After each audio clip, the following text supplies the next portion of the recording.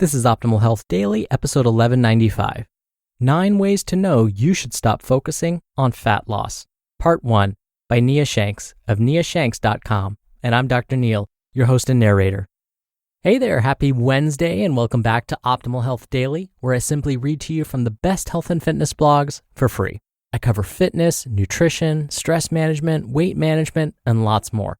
Just like an audiobook, but from a bunch of different authors. And always with permission from the sites, and always with a bit of my commentary at the end. Now today is Wednesday, which means I'm due for giving you a little bit of weekly inspiration. And I do so by reading to you an inspirational quote. So here's today's. Quote, "An opportunist sees an opportunity in every calamity. A pessimist sees a calamity in every opportunity." Winston Churchill. All right, now that we're in the right frame of mind, let's get right to today's post and start optimizing your life. 9 Ways to Know You Should Stop Focusing on Fat Loss. Part 1 by Nia Shanks of niashanks.com. To be clear, this is not an argument against pursuing fat loss to improve your health or confidence or because you want to increase muscle definition. Problems arise, however, when fat loss turns into a dominating obsession, when it's the only reason you exercise and make healthful food choices, and it creates increasing levels of stress and frustration. This can lead to guilt from eating your favorite foods, chronic dissatisfaction with your body, stress from relentlessly fighting against your body, seeing exercise as punishment or something you do just to burn calories, and feeling less than. These are unacceptable byproducts from a long-term, single-track focus on fat loss. How can you know if it's time to stop focusing on fat loss? Easy. If you are currently doing any of the following 9 things, it means you could benefit from going beyond fat loss to fuel your food and fitness choices. 1. Losing fat was the reason you first joined a gym or started working out. If you're like many, losing weight was the reason you first joined a gym and started exercising. Perhaps it's also the same recycled New Year's resolution you set year after year. There isn't a thing wrong with wanting to change how your body looks or seeking to reap the health benefits of losing excess body fat. But if fat loss is the only reason you work out and it's the only goal you have driving your efforts, you may quickly burn out or burn out again if you've obsessed about fat loss for long periods and end up frustrated and discouraged. If you don't know what it feels like to be excited to go into a workout, knowing it might be the day you set a personal record, or working out quite often feels like a chore rather than a privilege, it's time to focus on something beyond fat loss. 2. You feel anxious or uneasy about the number on the scale. Does the number on the scale have any effect on your self-worth? Does it have the power to affect your mood? Too many answer this question with a resounding yes. We've become conditioned to intertwine our self-worth with numbers like our body weight or body fat percentage.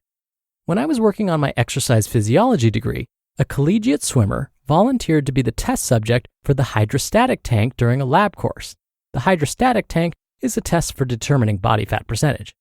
She spent hours every day in a swimsuit and in water, so she was happy to be tested. She put on her suit, got in the tank, did the test like it was a normal day. But once the results were in and she was told her body fat percentage was in the low 20s, her face sunk. She appeared stunned. The previous smile on her face quickly vanished. That number, 20-something%, affected her, removing her self-confidence in an instant, like an industrial vacuum. What is it about numbers like body weight and body fat that have an immense power over us? The moment they're revealed, our mood can shift from despair to elation, or from joy to gloom. The competitive swimmer went from confident and relaxed to timid and uneasy with the revelation of a single number. The number was obviously higher than expected, but it had no realistic effect.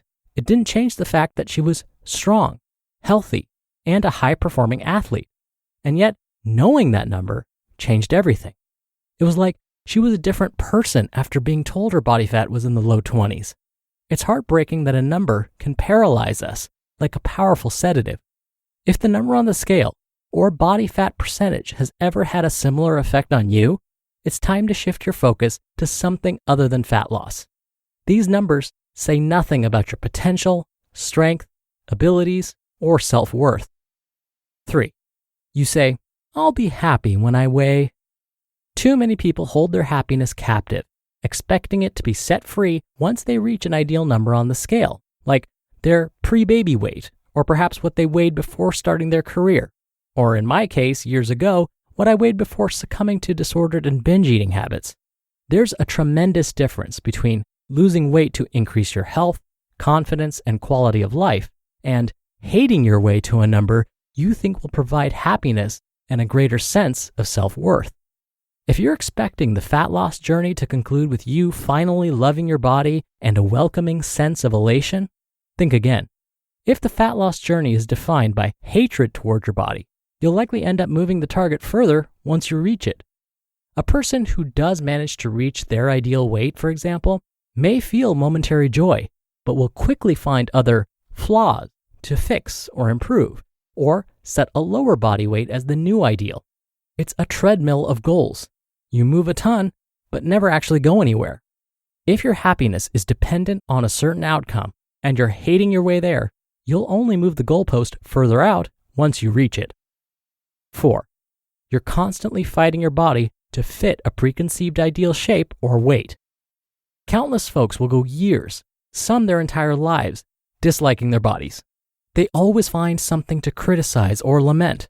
For example, I want the body of a ballerina, tall with long legs and arms. This is something I've heard women say who have the complete opposite body type. Well, I want a serving of peanut butter to be 1 cup instead of 2 dinky tablespoons, but that's not going to happen.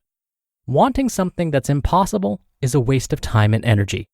If the only things you say about your body upon seeing yourself in photographs or a reflection in the mirror and they revolve around traits you don't like or things you want to fix, then it's time to take a different track. Think about this. What would be possible if you devoted that focus and effort on outcomes you could affect? What if you focused on being more, not less? 5. Hear that on tomorrow's episode. You just listened to part 1 of the post titled 9 Ways to Know You Should Stop Focusing on Fat Loss by Nia Shanks of niashanks.com. And thank you to Drops. They have custom cleaning solutions for every need. Stain and odor laundry detergents, dishwasher detergent pods, wool dryer balls, laundry scent booster pods, and even oxy booster pods that are chlorine-free with color-safe bleach alternatives. Their laundry detergent pods helped remove my tough stains, all while keeping my laundry smelling fresh. Super easy and convenient to use. No measuring and no mess. We're doing more cleaning than ever before, but it's hard to find eco-friendly cleaning products that actually work. Check out Drops, the laundry and dishwasher detergent pods that everyone is talking about. With over 10,000 5-star reviews, you'll see in no time how great their products are. Drops delivers powerful cleaning from nature with plant and mineral-based formulas to your door in low-waste cardboard packaging, instead of plastic containers that end up in our oceans and landfills. Sign up for auto shipments to save big. You can pause, skip, or cancel anytime. Visit drops.com/OHD and use code OHD for 25% off your first order. Dr. Neil here for my commentary.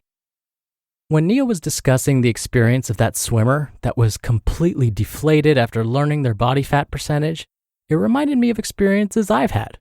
Remember my stories where people seem to like to tell me things about my appearance with no filter? Like, to my face, telling me my shoulders are too small when compared to the rest of my body. Or that I have a small face.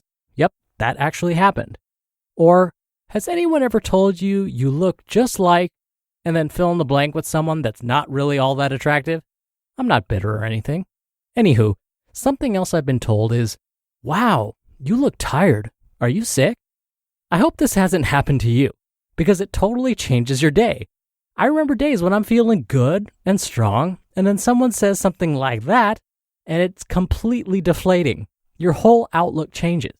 But as Nia said, when these things happen, I need to be better about remembering my strength my abilities, and my potential. And as you can tell, this is something that I struggle with and something that I'm working to improve about myself. Look, if I can do it, you can do it too. All right, that'll do it for me for today.